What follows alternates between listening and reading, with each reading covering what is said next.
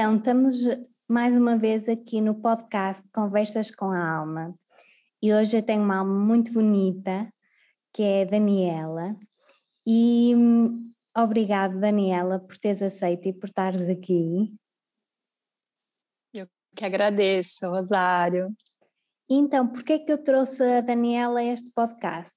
Eu por acaso estava a comentar com a Daniela há bocadinho que eu só trago pessoas com quem confio, com quem recomendo o trabalho destas pessoas. Eu sei que são pessoas sérias, que têm intenções boas, e eu fiz com a Daniela, foi duas coisas.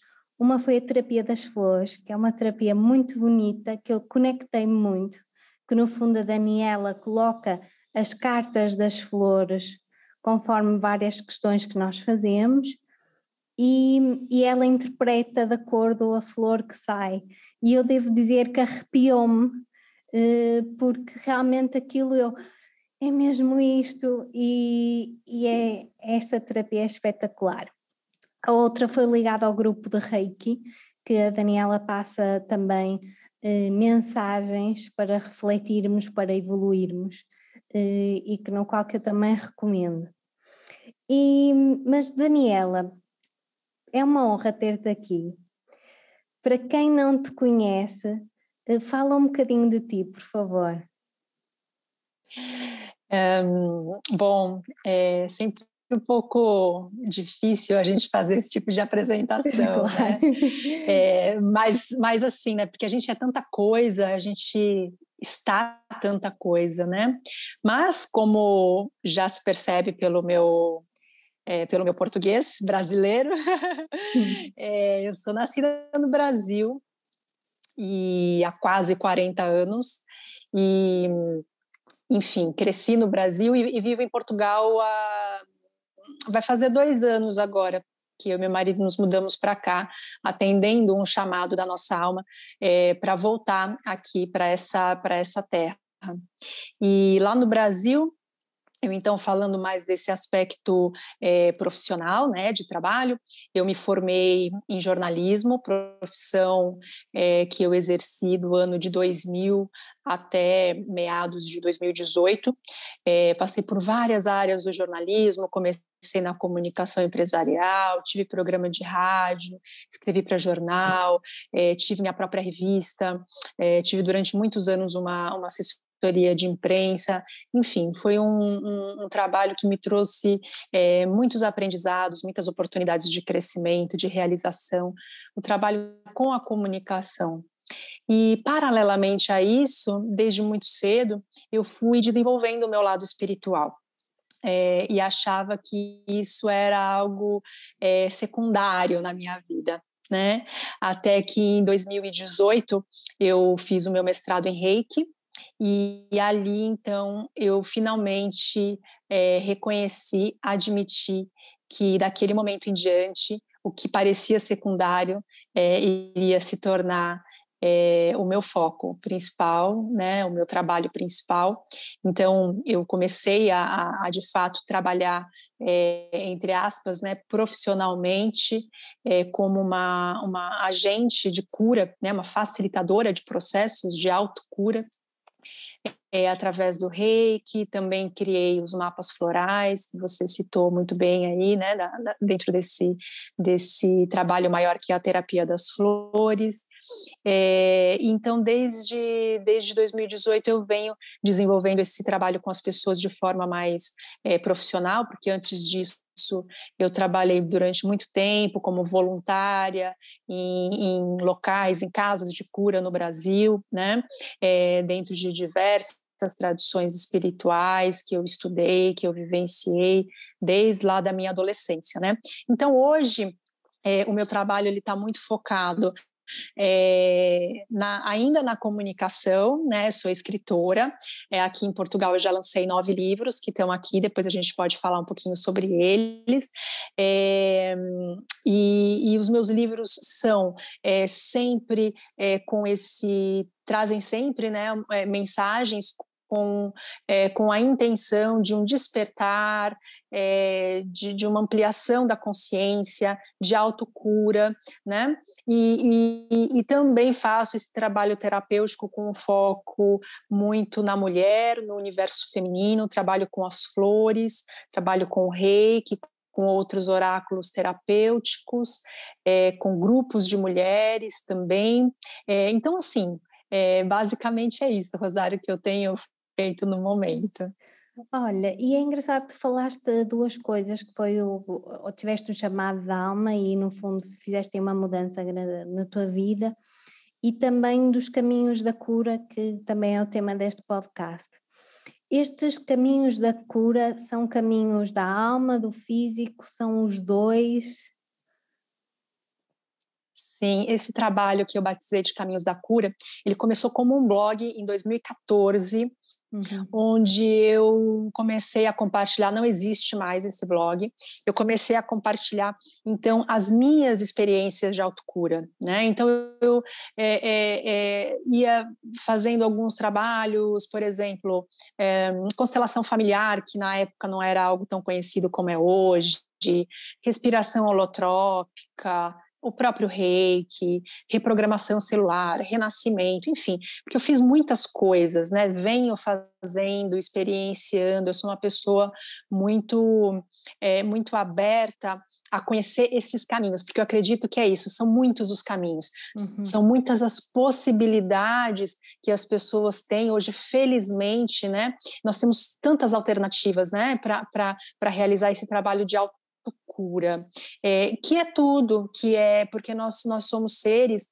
multidimensionais, nós temos uma dimensão que é o corpo físico, que eventualmente precisa, sim, de uma cura, muitas vezes a doença, o desequilíbrio, ele se instala no corpo físico e é preciso, então, um processo focado no corpo material, naquilo que está manifesto na matéria, mas esses caminhos da cura, eles são, acima de tudo, são caminhos do espírito e da alma, né? Enfim, dessas dimensões superiores.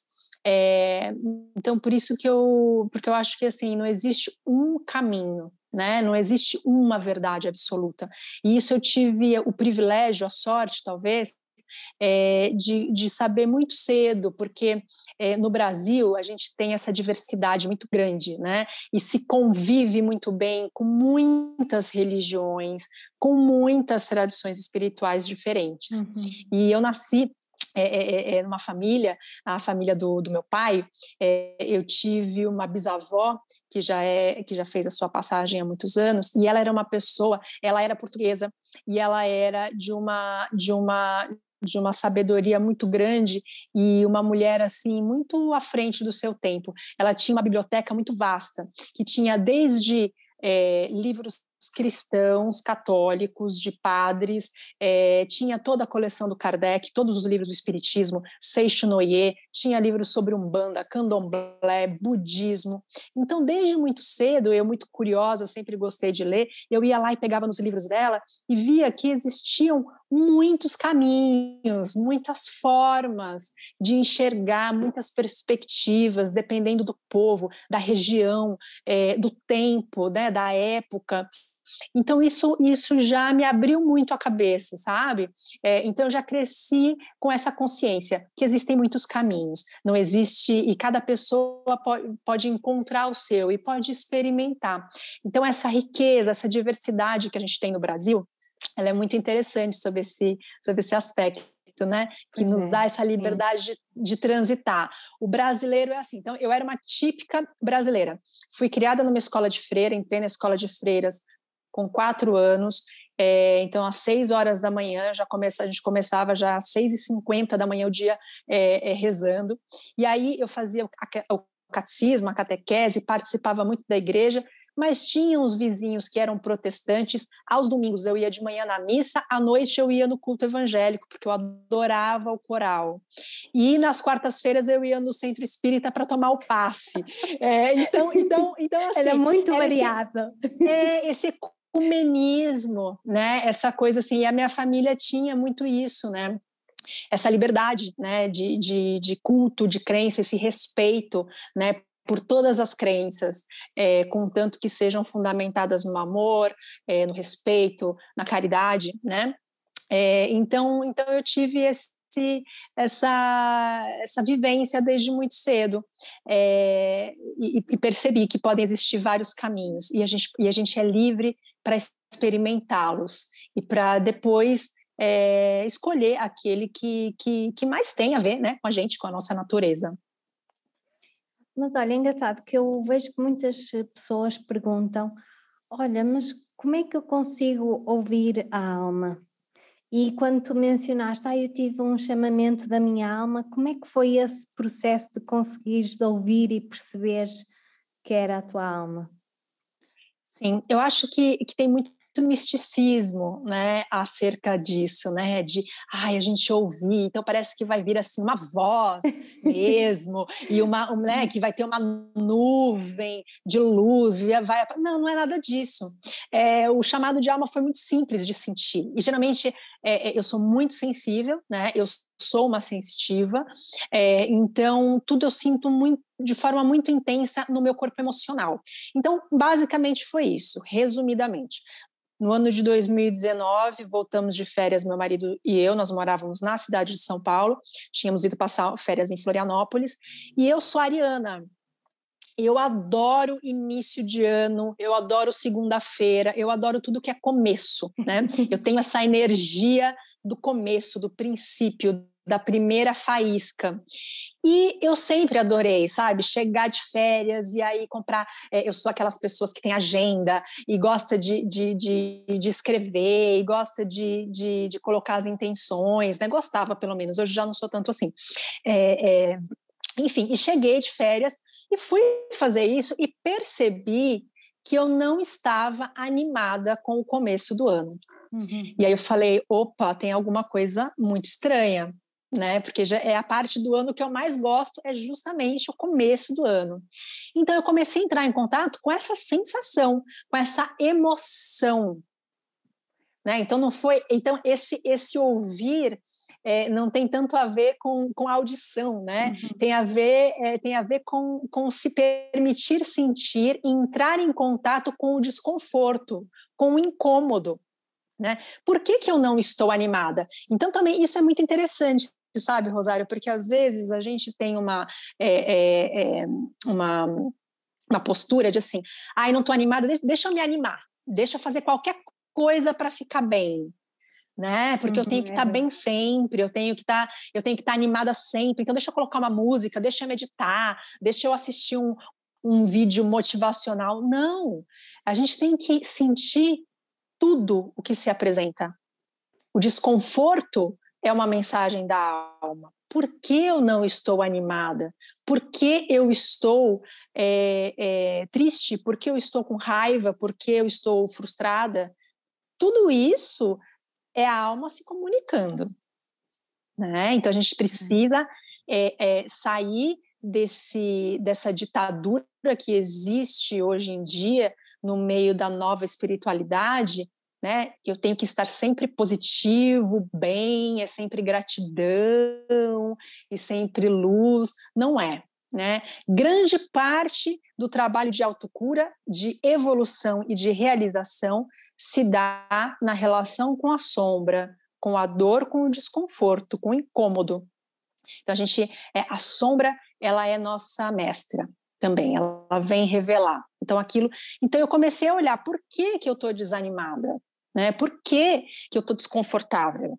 E aí, num processo de meditação, aí sim, deixa eu conversar com o meu desconforto, com o meu desânimo, né? Não vou negar, eu vou aceitar, vou acolher e vou conversar com esse desânimo. E aí, num processo de meditação, veio muito claro para mim, é hora de sair de São Paulo, né? Sendo que para mim era algo realmente que não me passava pela cabeça, pela mente racional. Eu já morava há 15 anos em São Paulo, uma cidade que eu sempre gostei muito, e enfim, tinha uma vida lá, né? E aí eu comecei a pensar, tá, mas lá em São Paulo, para onde é? Para o interior de São Paulo? E sim já estava passando pela cabeça, até pelo meu trabalho, do meu marido, já ir para um lugar com mais natureza, mais tranquilo, que não tivesse tanta interferência de antenas, enfim, de ruído, de excesso de gente, né, de movimento. E aí veio, né, essa sensação que não é fora do Brasil. E eu nunca tinha pensado em morar fora do Brasil. Sempre gostei de viajar, sempre gostei de conhecer lugares e culturas, mas nunca tinha me visto morando fora do Brasil. E aí veio, aí preciso voltar um pouquinho atrás, em 2018 eu vim fazer um trabalho em Portugal, fui convidada para dar um workshop aqui no Fórum da Felicidade, e eu nunca tinha vindo para Portugal, mesmo sendo de família, mesmo sendo descendente de portugueses. Eu tinha uma certa vergonha, um certo preconceito da minha origem portuguesa.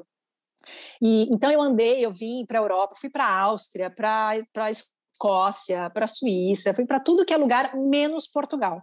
E aí, em 2018, eu fui convidada para fazer esse trabalho, vim e me apaixonei por Portugal. E senti algo muito, muito diferente.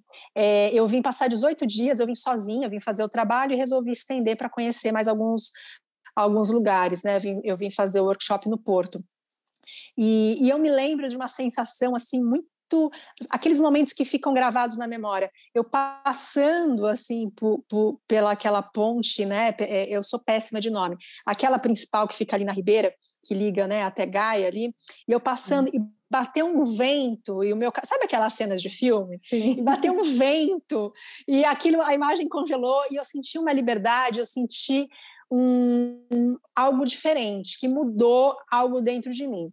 E aí, quando eu estava nesse processo, agora corta de novo para 2019, início de 2019, conversando com o meu desconforto, meditando sobre aquilo que eu estava sentindo no meu corpo emocional, me veio Portugal.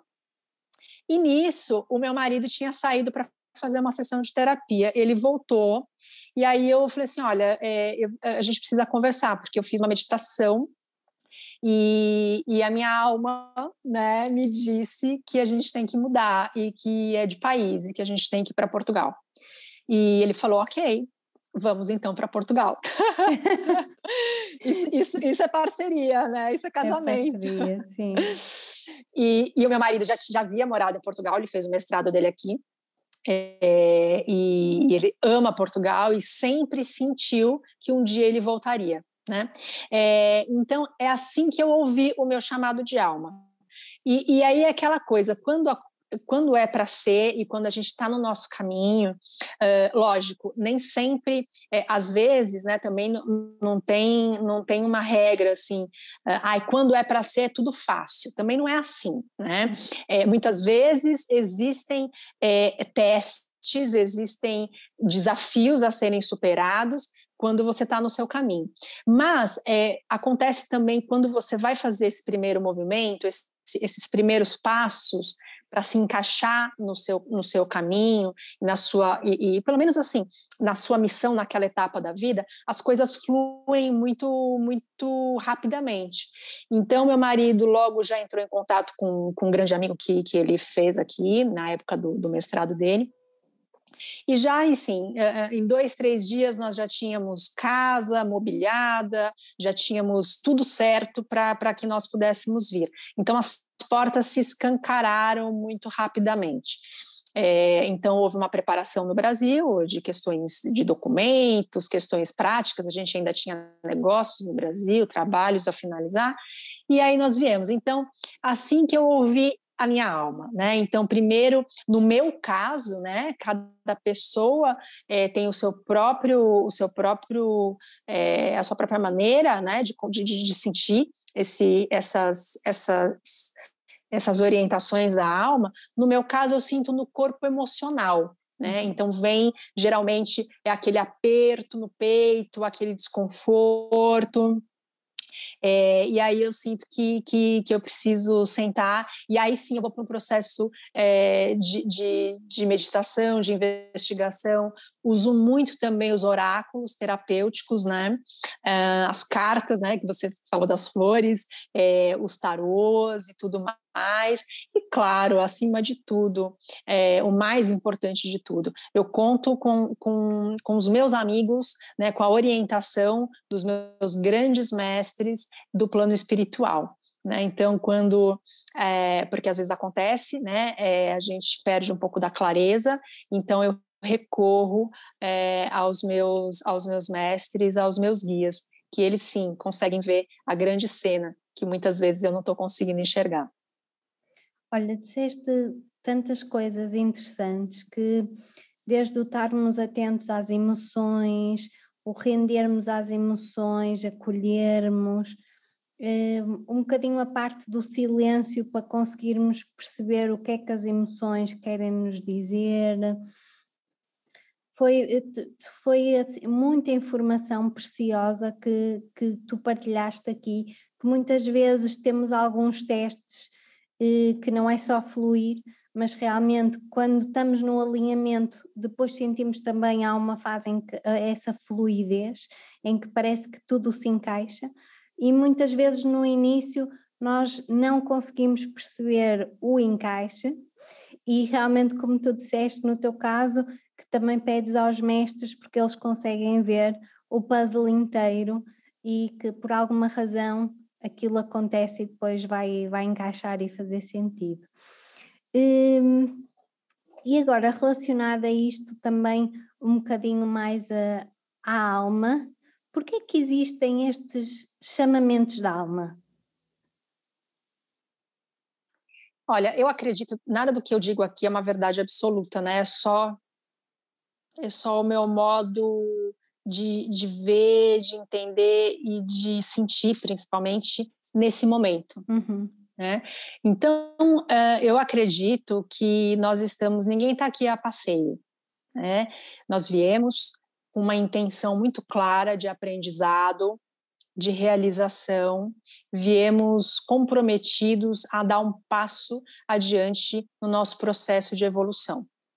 Então, mediante isso, eu acredito que a nossa alma, né, que então essa parte nossa que enxerga a grande cena, né, e que muitas vezes, por conta da nossa educação, da cultura que nós temos, né, nós deixamos de entrar em contato, de estar em contato, né, com essa nossa parte mais sutil e ficamos muito presos à nossa personalidade. Né? Agora, a alma, ela vem com uma intenção clara e ela vem comprometida a realizar algo, a fazer uma entrega única para o universo, e aí a gente chega aqui, esquece tudo e vai cada vez mais se distanciando, né, dessa nossa, né, disso que a gente chama de alma. Só que a alma, ela nunca desiste de nós, né? Então ela vai fazer de tudo para estabelecer contato, para nos orientar, para nos mostrar o caminho, né?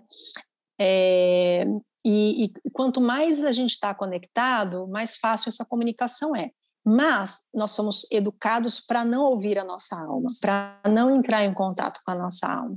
Nós somos educados dentro de um padrão, mesmo, né, que começa na escola, que começa, na verdade, antes na família, que a gente tem que se encaixar ali, né? Tem o paradigma da escassez, que prega que não tem para todo mundo, né? Que não tem comida para todo mundo, que não tem trabalho para todo mundo, acima de tudo, que não tem amor para todo mundo, só para algumas pessoas, para as pessoas perfeitas que se encaixam num padrão, né? Então a gente passa a vida inteira tentando se encaixar, e desde coisas mínimas, por exemplo, eu alisei o meu cabelo durante 10 anos, né? Não aceitava o meu cabelo cacheado, queria ser igual, queria ter uma aparência, né, padronizada dentro daquilo que a mídia coloca como, né, um padrão de beleza, né? Então, desde coisas muito simples, né, como a gente não aceitar as nossas características físicas,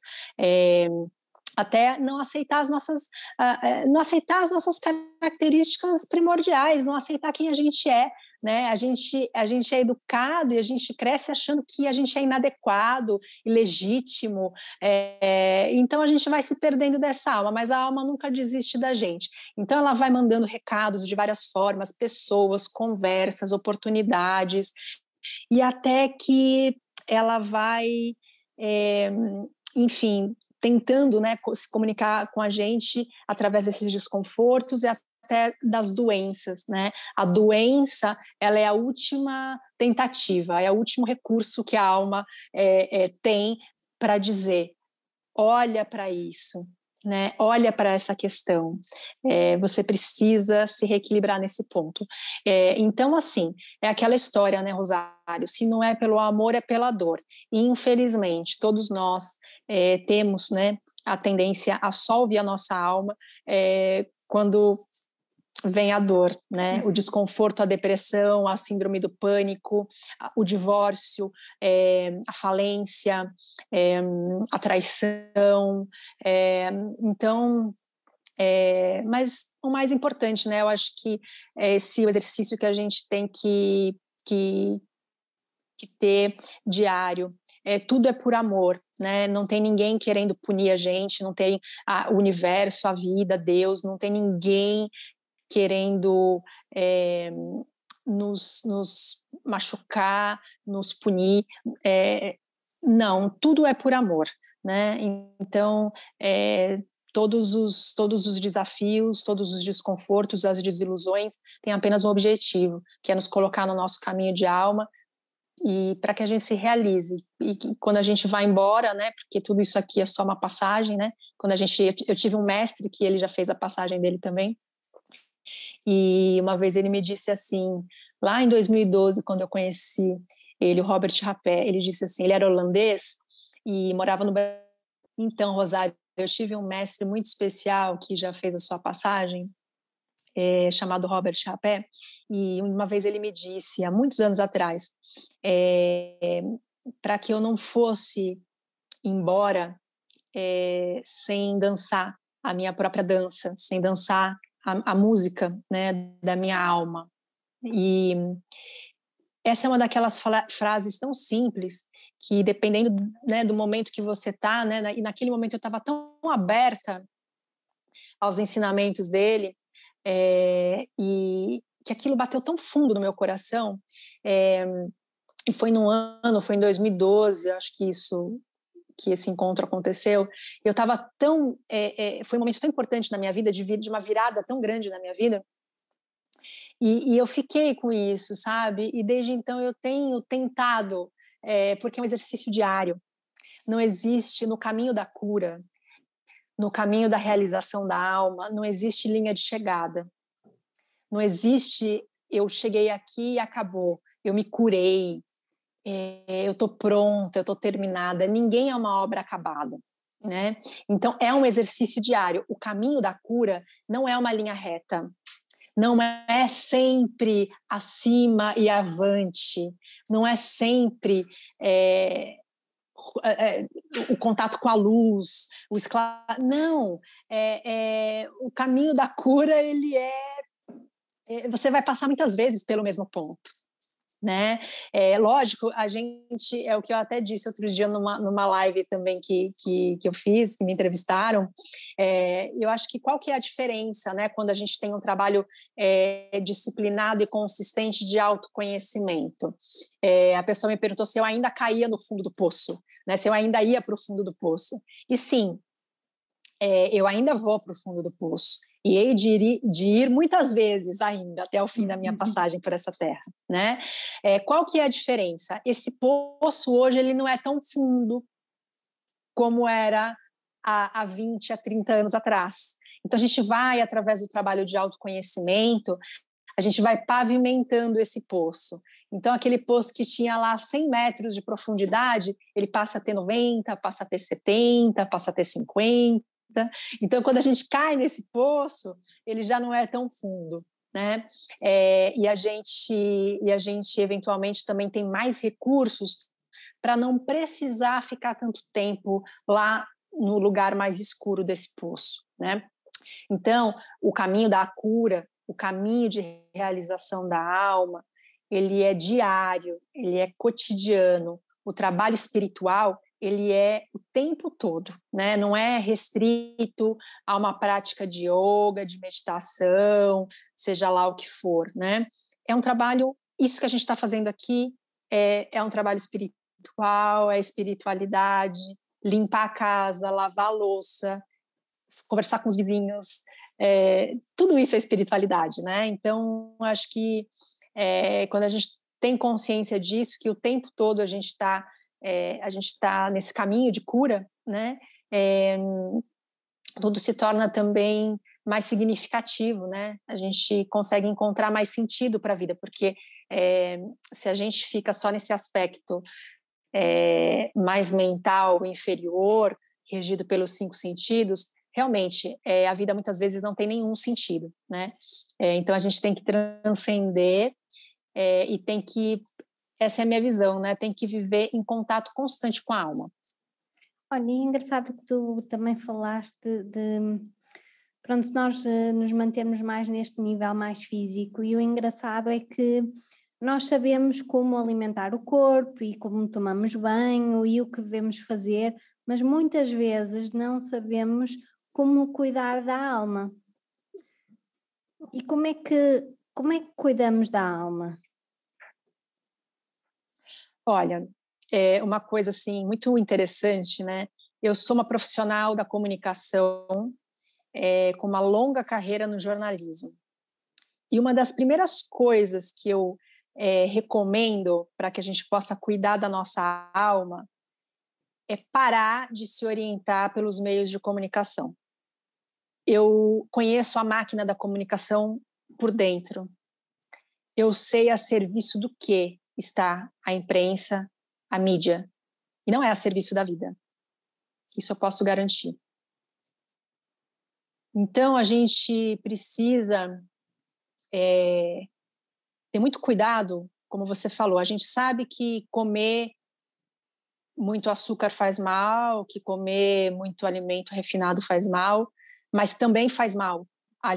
Tudo é alimentação, tudo que a gente permite que entre no nosso corpo físico, no nosso corpo sutil, é alimentação. Então, o que eu vejo, que tipo de conteúdo eu assisto na televisão, no cinema, que tipo de livro eu leio, que tipo de revista eu leio. Hoje nós somos muito contaminados pela informação. A informação que nos coloca e nos mantém no lugar de medo. Então, assim, isso é fundamental.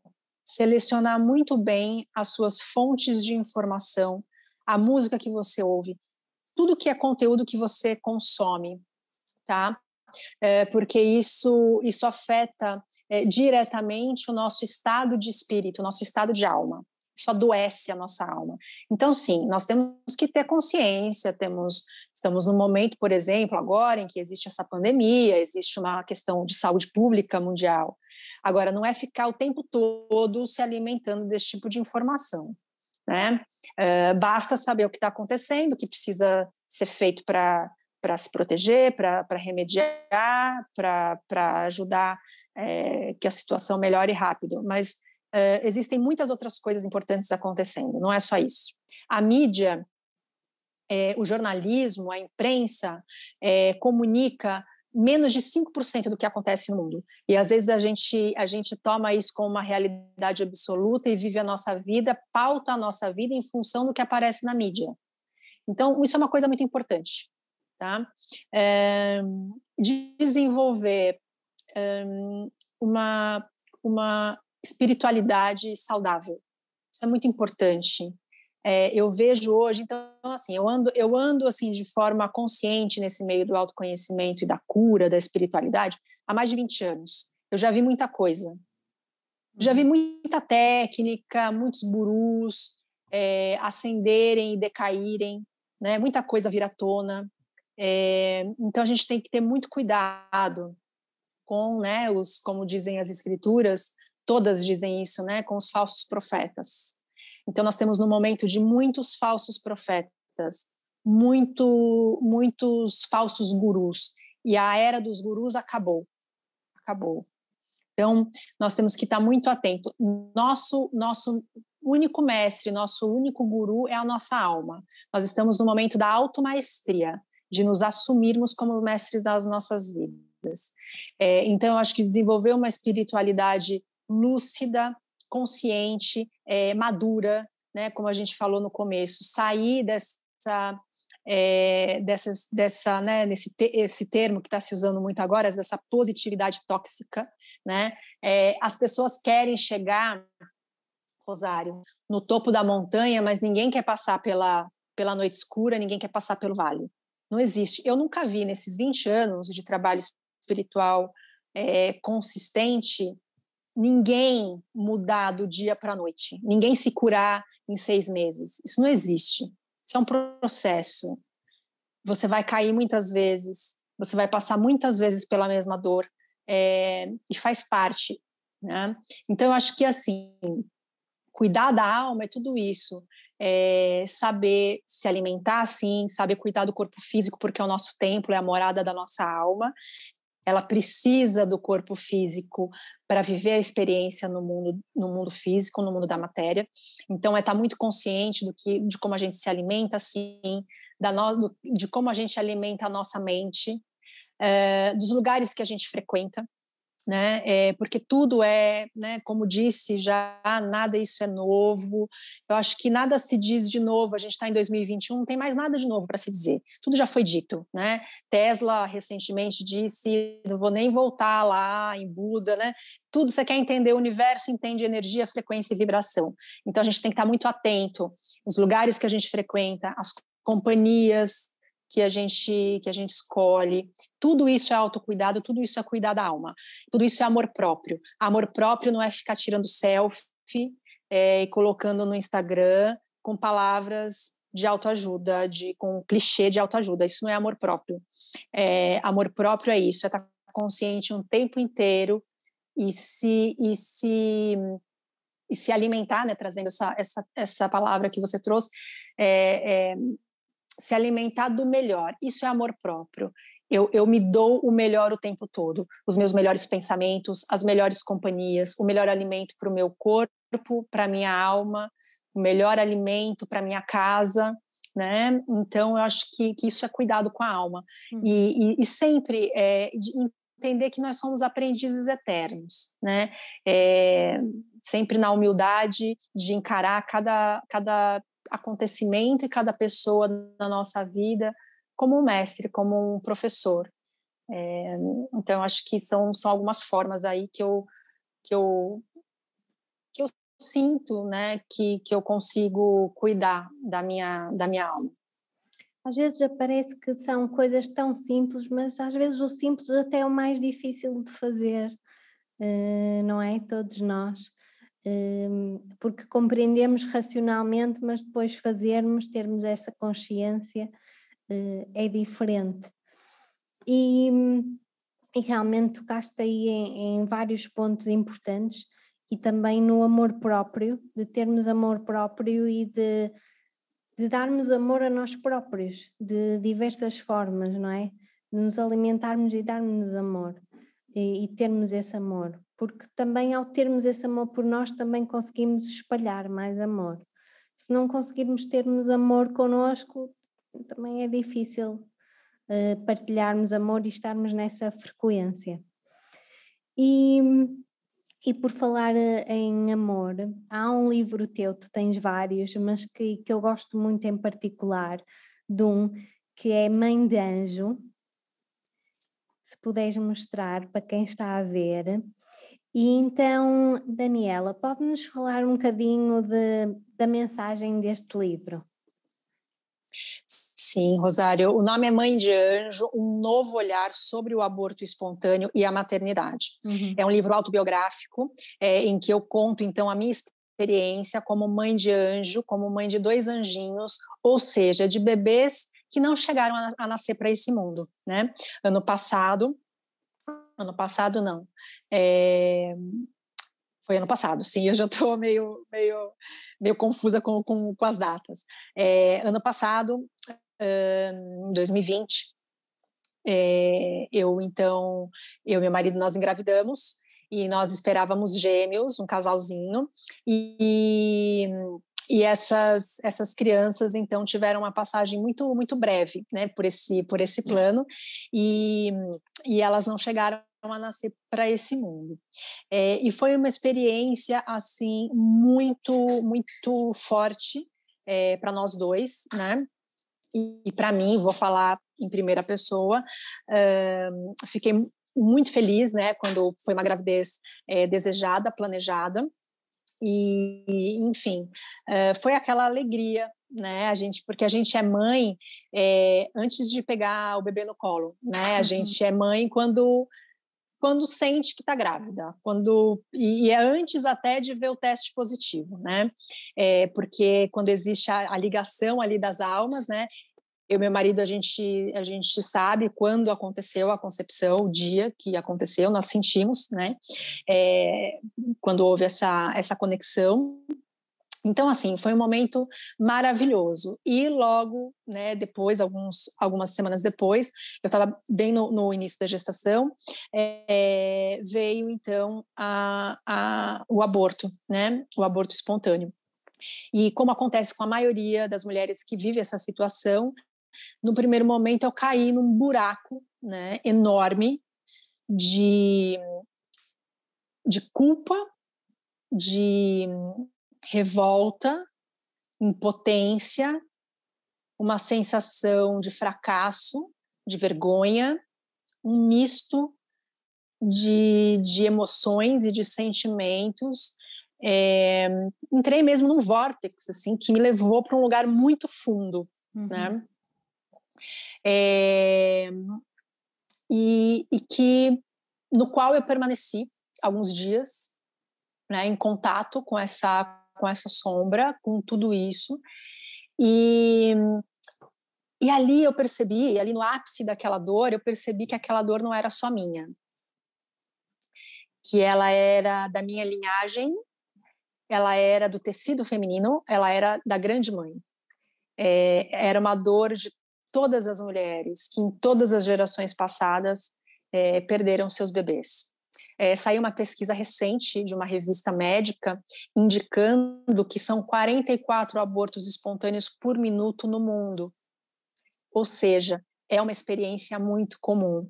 Estima-se que basicamente 30% das gestações terminem dessa forma inesperada, né? Ou seja, em todas as famílias existe uma ocorrência, né? Você vai perguntar para uma tia, para uma avó, para sua mãe, alguém vai dizer sim, houve, né? E o que acontece, Rosário, mesmo sendo algo tão comum, ainda é um tabu. As pessoas não falam, né? O fato da gente não falar sobre o assunto, não dialogar sobre essa dor, não nomear essa dor, não reconhecer essa maternidade, não dar lugar para essas crianças não nascidas, tudo isso só faz com que esse sofrimento aumente, principalmente para a mulher, porque é um luto muito solitário, né? É uma criança que só existiu para aquela mulher, para aquele pai, para aquela mãe, porque eu não tinha nem barriga ainda, né? Eu sou muito magrinha, e a primeira gestação, então não tinha nem barriga. Então, fica uma coisa assim muito muito etérea, sabe? Fica uma coisa muito muito quase imaginária, né? E as pessoas não sabem o que dizer, na ânsia de te confortar, acabam dizendo coisas que machucam ainda mais, do tipo, ainda bem que estava no começo, não deu tempo de você se apegar, logo você tem outro, daqui a pouco você tenta de novo.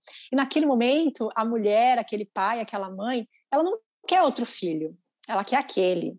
Ela não quer tentar no futuro, ela quer aquela criança, né? E não importa se foram 4 semanas, 8, 10, 20, aquela criança já existe para aquela família, para aqueles pais, né? Então, eu só consegui sair desse buraco com a ajuda dos meus amigos do plano espiritual, né? Com a minha família, com os meus mestres, com os meus guias, e eles que me ajudaram, então, me deram a mão, né? E disseram, olha, vamos te ajudar a enxergar né? Então, desenvolver esse novo olhar sobre essa experiência que você está vivendo, né? E aí eu comecei um processo de autocura que durou alguns dias, que eu relato no livro, né? Então, qual é esse novo olhar? É deixar de olhar sob o ponto de vista da morte, né? O aborto como fim, como até como um castigo, como uma punição, e olhar sob o ponto de vista da vida, a vida que se manifestou pelo tempo perfeito e da maneira perfeita para que aquelas almas, no caso eram duas na minha gestação, para que aquelas almas e as nossas almas, minha e do meu marido e de todo o sistema familiar, pudessem realizar um aprendizado, né? Então é perfeito. Essas crianças, elas existem, essas almas que a gente chamou de crianças, né? Porque elas estavam bebês, né? Nós sempre estamos, não somos. Então, assim, todo esse resgate no livro eu faço um resgate também, um resgate sociocultural. Por que nós mulheres sentimos tudo isso, né? Culpa, vergonha, fracasso, eu não fui capaz, porque é uma questão social, cultural, né? Eu faço esse resgate do patriarcado, de toda essa herança patriarcal que nós temos. E faço esse link, né, sobre essa maternidade que também precisa ser revista. O que é ser mãe, né? Que lugar tem essa maternidade hoje na nossa sociedade? Enfim, então esse livro ele fala disso, é o meu relato, é o meu entendimento. E até antes da gente entrar aqui no ar, recebi uma mensagem de uma leitora que comprou e leu o livro logo que foi lançado, e ela tinha vivido um abortamento natural já no estágio um pouco mais avançado, e ela estava muito, muito fragilizada. Ela leu o livro e ela agora me mandou uma mensagem: olha, que só queria te contar que eu estou grávida de novo de 13 semanas, e que ler o seu livro foi muito importante, foi parte muito importante do meu processo de cura, e eu queria te contar. Então eu recebo muito esses retornos, sabe?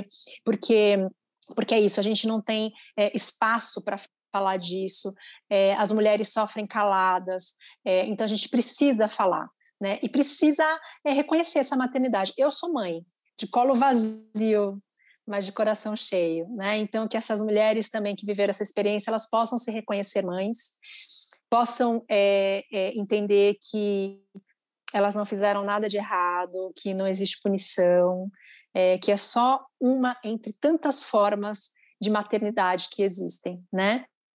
Então esse é o tema do meu livro Mãe de Anjo, que nesse momento assim a gente está sem, porque acabou. A gente vai mandar fazer uma nova edição em breve. Nova edição. Olha, Daniela, obrigada principalmente por esse livro. Tens outros também interessantes, mas porque esse, sem dúvida, eu tenho a certeza que vai ajudar muitas mulheres, por partilhares a tua dor, a tua aprendizagem, todo o teu processo de cura, porque realmente eu nunca passei por esse processo, mas conheço muitas mulheres que sofreram realmente sozinhas e caladas, e eu tenho a certeza que quando lerem o teu livro, identificam-se e conseguem também ganhar um outro olhar sobre a vida e que lhes dê alento. E essa solidão vira precisamente uma união entre as mulheres, entre ajudarem-se também nesta fase. Por isso, muito obrigado, principalmente por este legado que deixas tão importante e tão bonito. E para terminar, eu gostava de te perguntar se... Eu sei que nós tínhamos muitas mais coisas para dizer, e eu fiquei tão contente com este podcast porque disseste coisas tão profundas e tão bonitas, por isso está lindo. E a última pergunta é: se pudesses falar com a Daniela pequenina, que conselho é que lhe davas? A tua Daniela criança. Sim. Eu diria: não se compare e não se cobre tanto. E porque isso é é uma tarefa diária para mim, mesmo com tanto trabalho interior.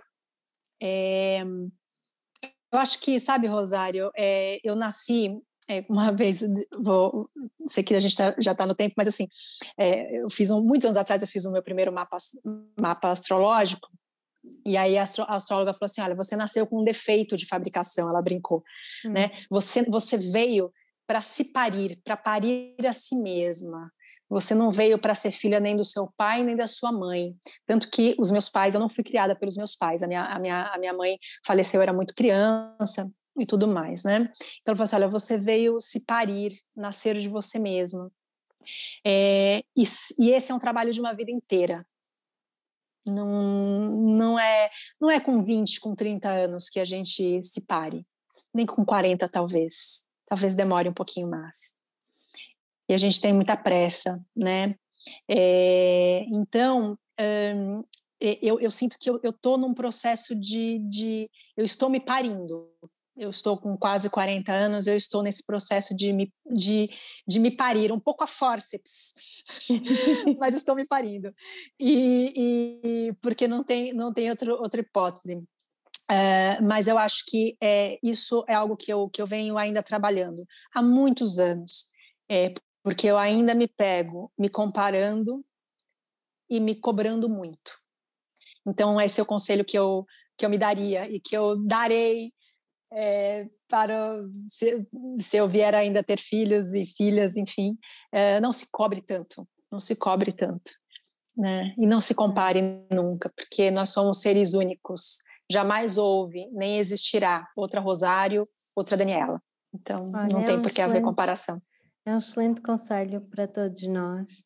E sem dúvida a Daniela é esta voz que vocês estão a ouvir, genuína, transparente, que fala o que lhe vem na alma, que não está aqui a medir as palavras, ela flui a conversa com ela e é um ser maravilhoso. Eu sigo a Daniela pelo Instagram e eu gosto muito porque ela é muito inspiradora das coisas que partilha, por isso eu a recomendo.